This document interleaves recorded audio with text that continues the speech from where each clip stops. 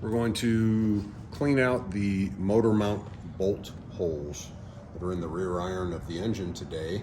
It's recommended to do this because you may have old sealant and things in there. And apparently, I haven't experienced it, but if you have too much sealer in here and residue, when you tighten this thing down, I think if the engine gets hot, something expands and there's a potential to crack this rear iron on the engine. So better safe than sorry, so I'm gonna clean it out.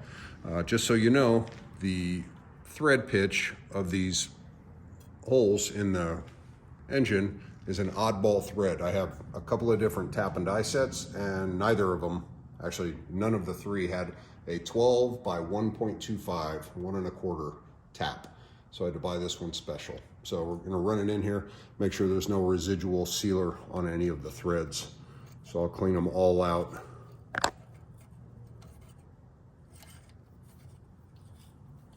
And then once I've run this all the way to the bottom, I'm gonna flip the engine over and blow it out with compressed air to get out any filings. I don't wanna spray any liquid up in there. So you can't tell, but it's actually meeting some resistance. So I think there was some sealer on the threads, and I'm sure they'll all be the same. There we go, we're bottomed out.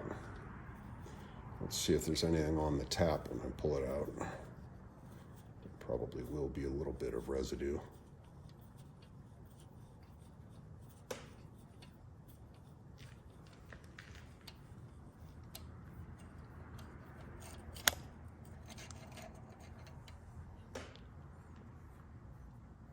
Not too much, but you can see there's a little bit of gunk that came out of these holes. So once I get all these finished, then I can attach the motor mounts to the actual engine using the longer bolts.